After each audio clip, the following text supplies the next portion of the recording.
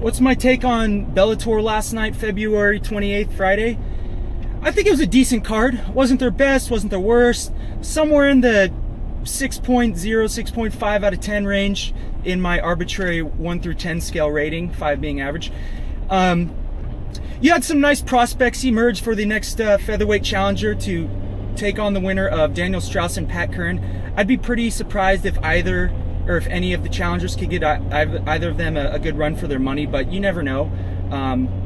And then you had the two main bouts, that being Muhammad Lawal versus Mikhail Zayats, as well as Quentin Rampage Jackson versus Christian Mapumbu.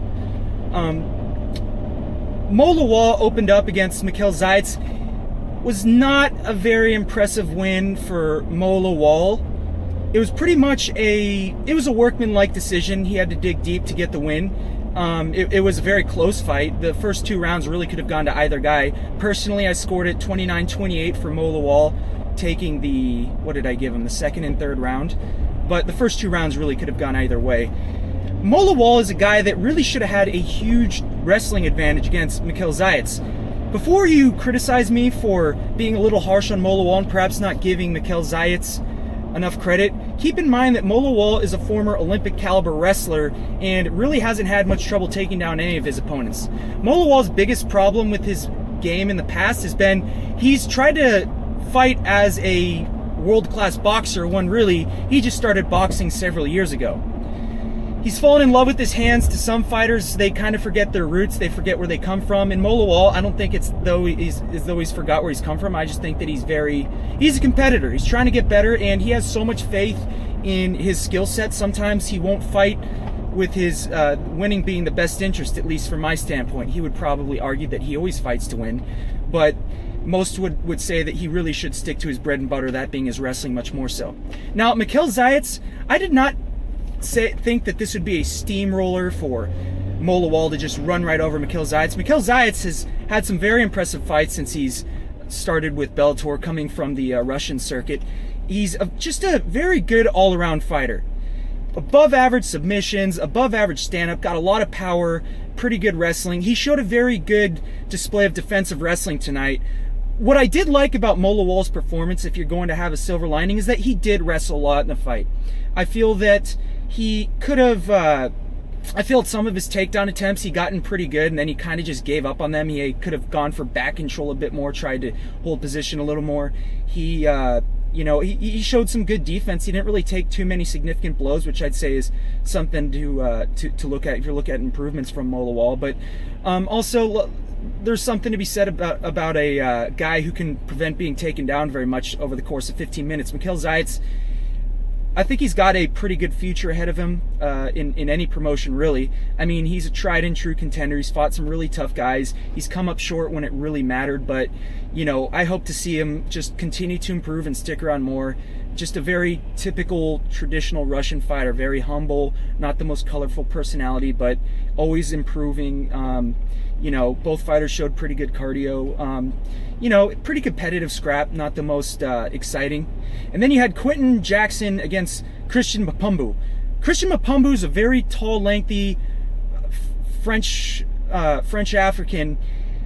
I don't want to call him a one-trick pony, but I kind of do. Pretty single-dimensional, above average kickboxer. Doesn't really have that good a takedown defense. Doesn't have much of a ground game. He is a former Bellator light heavyweight champion, I believe, but the light heavyweight division has gotten much better since the organization started. Quentin Jackson did pretty much what most people expected him to do. Now, Quentin Jackson's biggest weakness has always been his leg kick defense. He's never really evolved in that regard. I mean, he's actually shown some pretty good leg kicks offensively in his career, sometimes kicking, sometimes not at all. But he did what he needed to do to win this fight. He got within punching range right in the pocket against Christian Mapumbu. He scared him a couple times. He lit him up. And then after a slip, Christian Mapumbu landed on bottom. And actually somewhat uncharacteristic of Quentin Jackson, not that he's never shown capability, you saw a ground and pound onslaught. Within seconds, he had Christian Mapumbu out cold. Now, Mapumbu did contest the stoppage, but there really wasn't much of an argument to be made. He got knocked out and woke him back up with punches. He was out cold, and a very, I'd say an impressive finish, if anything else, for Rampage. He's never really shown to, do much on the ground, but it was pretty much open for him. It was a slip. He landed a knee on belly, and then he just solid punches right to the square in the chin against Christian Mapumbu. Very impressive performance. And then you had the aftermath of the fight. I thought it was very corny.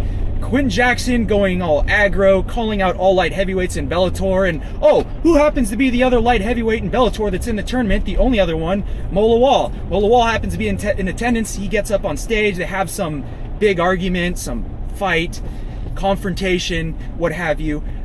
I'd call it quasi-staged. I mean, I don't think these guys are necessarily BFF. They're not like, liking each other's stat-eye on Facebook, but I'd be surprised if that was a genuinely, like most mixed martial arts grudges, I'd be surprised if there was any genuine just distaste for each other in that regard. I really don't think that, I'd say that there's a little bit of planning in that. Who knows? I could be wrong. But I am actually really looking forward to the light heavyweight finale in the tournament. Really, it isn't a very relevant fight. I mean, Quinton Jackson's best days, in my opinion, are behind him.